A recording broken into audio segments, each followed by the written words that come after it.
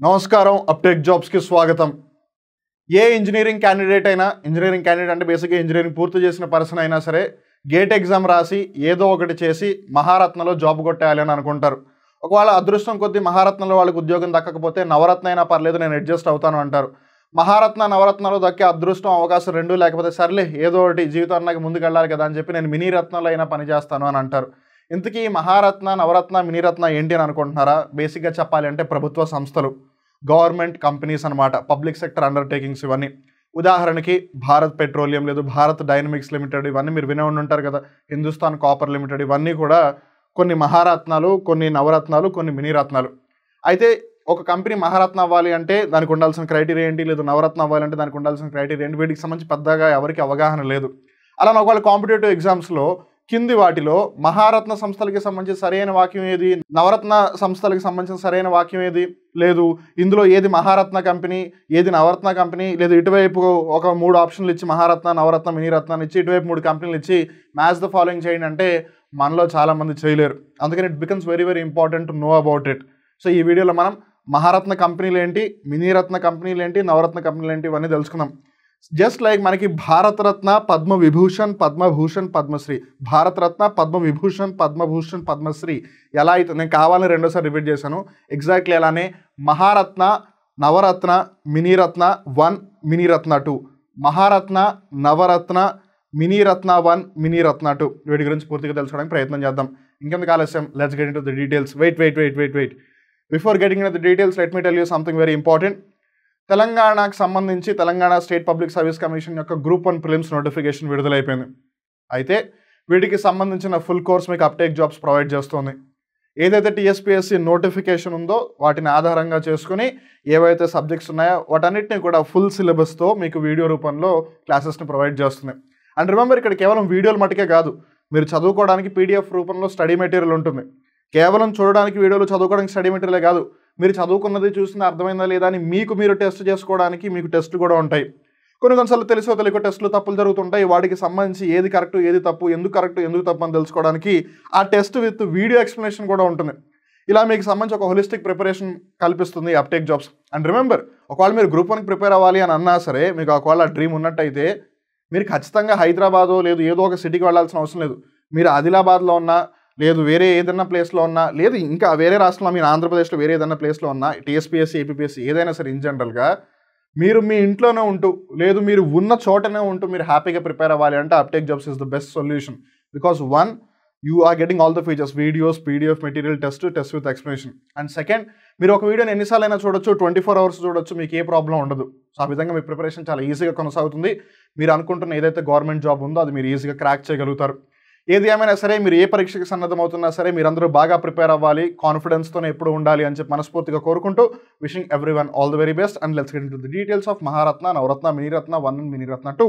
So ముందుగా మనం మహారత్న సంస్థల గురించి తెలుసుకుందాం. ఇందాక చెప్పాను కదా, మామూలుగా మన అవార్డ్స్ గురించి తెలుసుకున్నప్పుడు భారతరత్న, పద్మవిభూషణ్, పద్మభూషణ్, పద్మశ్రీ ఎలాగో మహారత్న, నవరత్న, మినీరత్న 1, మినీరత్న 2 అనమాట. సో అన్నిటికంటే అత్యున్నత స్థాయి ఏది కంపెనీల పరంగా అంటే మహారత్న. సో వీటికి సంబంధించి మనం అంశాలు గమనిస్తే, firstly it should be a Navratna company, it is a kind of promotion of status. So ఏదైనా ఒక సంస్థ ఒకవేళ మహారత్న కంపెనీగా అవ్వాలి అని అంటే, ఒక మహారత్న కంపెనీగా అవ్వడం వల్ల దానికి ఉండే బెనిఫిట్ కూడా మనం తెలుసుకుందాం. So nothing to worry about it. ప్రస్తుతం మన భారతదేశంలో ఏవైతే మహారత్న కంపెనీలు మనం ఆ లిస్ట్ కూడా చూద్దాం, నవరత్న కంపెనీస్ లిస్ట్ కూడా చూద్దాం. So nothing to worry about it.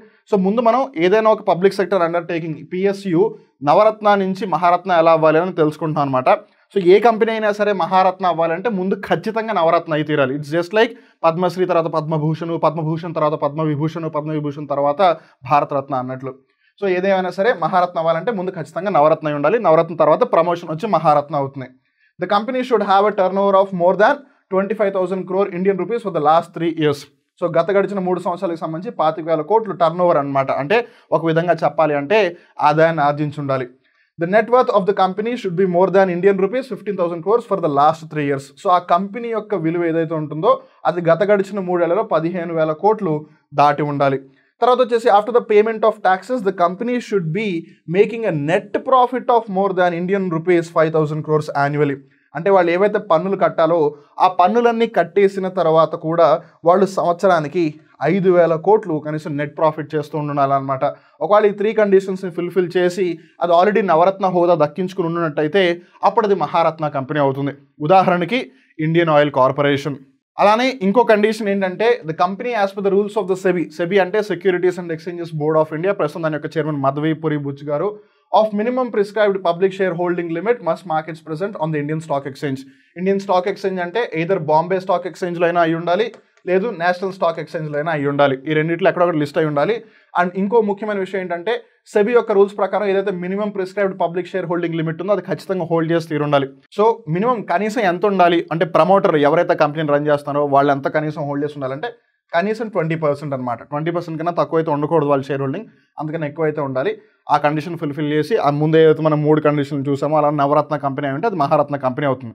Maharatna company అయితే వచ్చే లాభం ఏంటి అని అంటే the major benefit associated with Maharatna PSU is in terms of investment.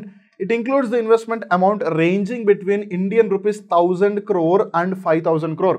అంటే ప్రభుత్వం యొక్క అనుమతి లేకుండానే వాళ్ళు కావాలి అనుకుంటే ఏదన్నా ఒక వ్యాపారంలో 1,000 కోట్ల నుండి 5,000 కోట్ల రూపాయల వరకు వాళ్ళు ఇన్వెస్ట్ చేయొచ్చు అనమాట. ఇప్పుడు ఫర్ ఎగ్జాంపుల్ వాళ్ళకి ఏదైనా ఒక బిజినెస్ కనిపిస్తుంది, ఉదాహరణకి మనం తీసుకుంటున్నాము, ఇప్పుడు ఆయిల్ ఇండియా లిమిటెడ్ ఉందనుకోండి, వాళ్ళు ఏం చేస్తున్నారు, ఆయిల్ ఇండియా విదేశ్ లిమిటెడ్ అని చెప్పి OVIL అని ఒకటి తీసుకొచ్చారా, మనం రీసెంట్గా డిస్కస్ చేసాము.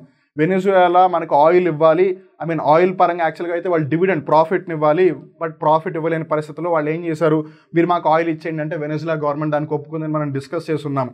సో ఆ విదేశ ఏదైతే బేసిక్గా బ్రాంచ్ ఉందో అది ఒక విధంగా చెప్పాలి అంటే ఈ కంపెనీకి సంబంధించిన సిస్టర్ ఆర్గనైజేషన్, వాళ్ళు ఇన్వెస్ట్ చేశారు కదా ఇలా అనమాట, because they have the power to do so. So వాళ్ళ సంవత్సరానికి 1,000 కోట్ల నుంచి 5,000 కోట్ల వరకు ఇన్వెస్ట్ చేయొచ్చు without the permission of the government. And A government గురించి మాట్లాడుతాం, సెంట్రల్ గవర్నమెంట్. తర్వాత నవరత్న కంపెనీకి సంబంధించి ఏ విధంగా అది ఒక నవరత్న కంపెనీ అవుతుందని మనం గమనిస్తే score of 60 out of 100 based on 6 parameters which include net profit, net worth, total man power cost, the total cost of production, cost of services, PBDIT. వీటన్నిటిని కలుపుకుని ఈ 6 ఫ్యాక్టర్స్ ఏవైతే ఉన్నాయో వీటన్నిటిని కలుపుకుని ఒకవేళ 100కి 60 కన్నా ఎక్కువ స్కోర్ వస్తే ఆ కంపెనీ ఒక నవరత్న కంపెనీ అయ్యే అవకాశం ఉంటుంది. నౌ మహారత్న కంపెనీ అవ్వాలంటే ముందు అది ఖచ్చితంగా నవరత్న కంపెనీ ఉండాలి. ప్రమోషన్ మీద అది మహారత్న కంపెనీ ఎలా అవుతుందో అలానే ఒక కంపెనీ నవరత్న కంపెనీ అవ్వాలి అంటే అది మినీరత్న 1 నుంచి నవరత్న 1 అవ్వాలన్నమాట. A PSU must first be Miniratna and have 4 independent directors on its board before it can be made a Navaratna. So మనం జాగ్రత్తగా గమనిస్తే మినీరత్నాలో కూడా మళ్ళీ మినీరత్న 1, మినీరత్న 2 అని ఉందా. సో బేసిక్ ఏదైనా సంస్థ ముందు మినీరత్న 2 కేటగిరీలోకి వెళ్తుంది, మినీరత్న 2 నుంచి మినీరత్న 1 కేటగిరీకి వస్తుంది, మినీరత్న 1 కేటగిరీ నుంచి నవరత్న కేటగిరీకి వస్తుంది, నవరత్న కేటగిరీ నుంచి మహారత్న కేటగిరీకి వెళ్తుంది అనమాట. మరి ఒక కంపెనీ నవరత్న కంపెనీ అయితే దానివల్ల వచ్చే లాభం ఏంటని గమనిస్తే it is free to decide on investment up to 1,000 crores or 15% of their net worth on a single project or 30% of their net worth in the whole year not exceeding 1,000 crores. So బేసిక్గా Maharatna company అయితే ఒక సంవత్సరానికి 1,000 కోట్ల నుంచి 5,000 కోట్ల వరకు government permission లేకుండా invest చేయొచ్చు. అలానే నవరత్న కంపెనీ వచ్చేసి 1,000 కోట్ల వరకు ఇన్వెస్ట్ చేయొచ్చు.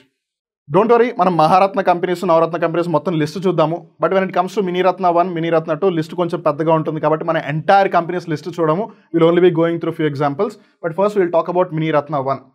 Have made profits continuously for the last 3 years or earned a net profit of 30 crores or more in one of the 3 years. అంటే గడిచిన 3 సంవత్సరాలు కూడా కంటిన్యూస్గా లాభాలను ఆర్జించి ఉండాలి. అలానే నెట్ ప్రాఫిట్ అంటే ట్యాక్సెస్ కట్టేసిన తర్వాత ఏదైతే ప్రాఫిట్ మిగిలి ఉంటుందో అది కనీసం 30 కోట్లు లేదా అంతకన్నా ఎక్కువ గడిచిన 3 సంవత్సరాలలో ఒక్కసారైనా అయ్యి ఉండాలి. అప్పుడు అది మినీరత్న కేటగిరీ 1 స్టేషన్లోకి, అప్పుడు అది మినీరత్న కేటగిరీ 1లోకి వచ్చే అవకాశం ఉంటుంది. Up to 500 crores or equal to their network which is lower. So బేసిక్గా వీళ్ళు ఎంతవరకు ఇన్వెస్ట్ చేయొచ్చు, మహారత్న అయితే 1,000 నుంచి 5,000 కోట్లు, నవరత్న అయితే 1,000 కోట్ల వరకు, మినీరత్న కేటగిరీ 1 అయితే 500 కోట్ల వరకు, లేదు ఈక్వల్ టు ద నెట్వర్క్, వాళ్ళ కంపెనీ యొక్క నెట్వర్క్ ఏదైతే ఉందో దాంట్లో బేసిక్ దానికి సంబంధించి ఈక్వల్గా ఏది తక్కువ అయితే అంత లిమిట్ అనమాట. సో బేసిక్గా మీరు 500 crores కన్సిడర్ చేయండి because this keeps fluctuating. So అలానే కొన్ని మినీరత్న స్టేటస్ 1 కంపెనీస్ మనం చూస్తే airports authority of India limited, ONGC Videsh limited. ఇందాక మనం వెనెజువేలా అది డిస్కస్ చేసాం గుర్తుందా, అక్కడ మనం విదేశ్ ఒక సబ్సిడరీ ఆమెను తీసుకొచ్చిందని. అక్కడ నేను ఇందాక ఆయిల్ ఇండియా లిమిటెడ్ అని చెప్పాను, అది యాక్చువల్గా ఆయిల్ ఇండియా లిమిటెడ్ కాదు, oil and natural gas corporation ONGC. నాకు ఇదేదో ఇన్ జనరల్గా నేను ఆయిల్ ఇండియా లిమిటెడ్ అన్నాను, సో మీరు జాగ్రత్తగా గుర్తుపెట్టుకోండి, ఇట్స్ ONGC అనమాట. సో ONGCకి సంబంధించి ఒక ఇంటర్నేషనల్ సబ్సిడరీ ఉంది which is ONGC Videsh limited. ఇదేమో మినీరత్న స్టేటస్ 1లో ఉంది, వేరస్ అదేమో మహారత్న కేటగిరీలో ఉంది. తర్వాత యాంత్రిక్స్ కార్పొరేషన్ ఇస్రోకి సంబంధించింది, Balmer Lawrie, Braithwaite and co, Bharat coking coal limited, Bharat dynamics limited BDL మన ఆర్మీకి సంబంధించింది. చాలా వరకు కొత్త కొత్త టెక్నాలజీస్ అవన్నీ తీసుకొస్తూ ఉంటుంది. సో ఇవన్నీ కూడా మినీరత్న స్టేటస్ 1 కంపెనీస్.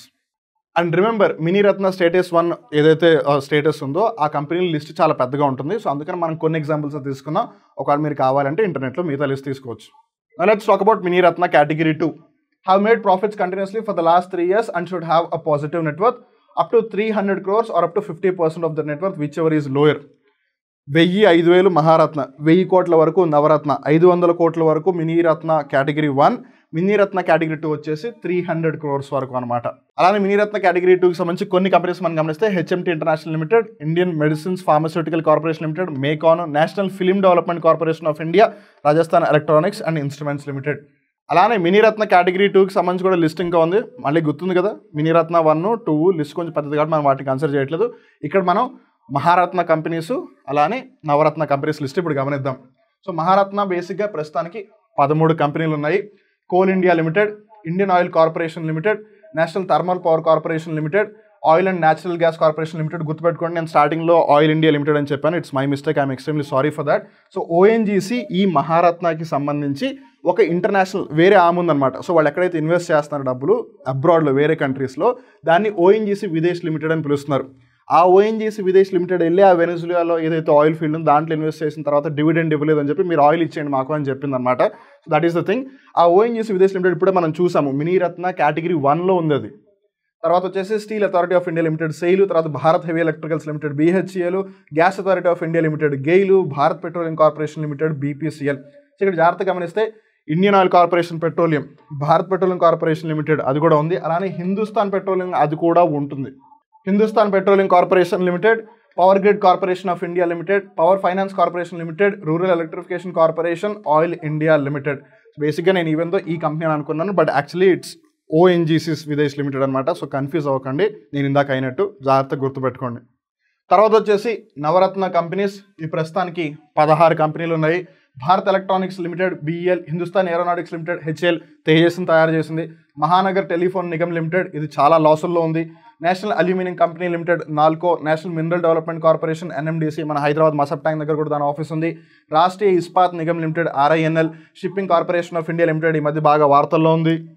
తర్వాత వచ్చేసి Neyveli lignite corporation limited, engineers India limited, national building construction corporation limited, container corporation of India limited షిప్స్కి సంబంధించింది, రైల్వే వికాస్ నిగమ్ లిమిటెడ్.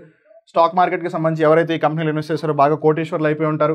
అలానే ఓఎన్డిపి విదేశ్ లిమిటెడ్, అలానే Rashtriya chemicals and fertilizers limited, Indian railway construction international limited IRCON, అలానే railway India technical and economic service RITES. So ఇక్కడ మీరు జాగ్రత్తగా గమనిస్తే ఇక్కడ ఇర్కాను, రైట్స్, ఆర్వీఎన్ఎల్ రైల్వేకి సంబంధించిన కంపెనీస్ కొంచెం ఎక్కువగా గ్రో అవుతూ ఉన్నాయి along with IRCTC. So that's a good thing అనమాట.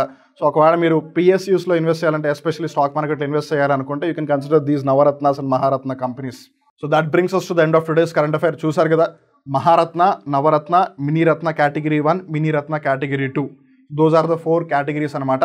1000 to 5000 crores, 1000 crores వరకు, 500 crores వరకు, 300 crores వరకు ఈ 2 లిస్టులు చూసాము. ఈ లిస్టు కొన్ని కంపెనీస్ చూసాము. మిగతా చూడాలనుకుంటే మీరు హ్యాపీగా ఇంటర్నెట్లో చూసుకోవచ్చు. Or else will try to add it in the PDF and put it in the Telegram. అలానే ప్రతి కరెంట్ అఫైర్కి సంబంధించి ఏదైతే పీడిఎఫ్ ఉంటుందో దానిని అప్టేక్ జాబ్స్ టెలిగ్రామ్ ఛానల్లో అప్లోడ్ చేయడం జరుగుతుంది. So don't worry about it. అలానే గుర్తుంది కదా, మీరు ఏ ఎగ్జామ్కి ప్రిపేర్ అవుతున్న తెలంగాణ రాష్ట్రానికి సంబంధించి అయినా ఆంధ్రప్రదేశ్ రాష్ట్రానికి సంబంధించి అయినా సరే ఒకవేళ ఏదైనా డౌట్ ఉంటే ఆ కోర్సెస్కి సంబంధించి 9133449696 ఈ నెంబర్కి కాల్ చేయొచ్చు. అలానే లేదు నాకేం డౌట్ లేదు, నేను హ్యాపీగా కోర్సెస్ని పర్చేస్ చేయాలనుకుంటే మీరు గూగుల్ ప్లే స్టోర్లోకి వెళ్ళి అప్టేక్ జాబ్స్ యాప్ని ఇన్స్టాల్ చేసుకుని హ్యాపీగా ఏవైతే ఫ్రీ డెమో వీడియోస్ ఉన్నాయో వాటిని చూసి మీరు కోర్సెస్ని పర్చేస్ చేయొచ్చు. అగైన్ పర్చేస్ చేసేటప్పుడు ఏదైనా టెక్నికల్ ఇష్యూ వచ్చి మీకు ఏదైనా ప్రాబ్లం ఉంటే కనుక హ్యాపీగా మీరు మళ్ళీ అదే 9133449696 నెంబర్కి కాల్ చేయొచ్చు. Nothing to worry about it. మీరు ఎక్కడున్నా సరే మీరు ఇంట్లోనే ఉండి హ్యాపీగా కంఫర్టబుల్గా కన్వీనియంట్గా ఎగ్జామ్స్కి ప్రిపేర్ అయ్యి మీరు అనుకుంటున్న గవర్నమెంట్ జాబ్ తెచ్చుకోవాలని చెప్పి మీరు మీ కుటుంబ సభ్యులు అందరూ ఆనందంగా ఉండాలి, వీలైతే మీరు సమాజాన్ని కూడా మార్చాలి అని అనుకుంటూ ఆకాంక్షిస్తూ ఇవాళ కరెంట్ అఫైర్ ఇక్కడితో ముగుస్తుంది. మళ్ళీ ఇంకో రోజు ఇంకో కొత్త కరెంట్ అఫైర్ ఎపిసోడ్లో కలుద్దాం. అప్పటి వరకు మీ అందరికీ ఆల్ ది బెస్ట్ చెప్తూ నేను మీ వివేక్. నమస్కారం.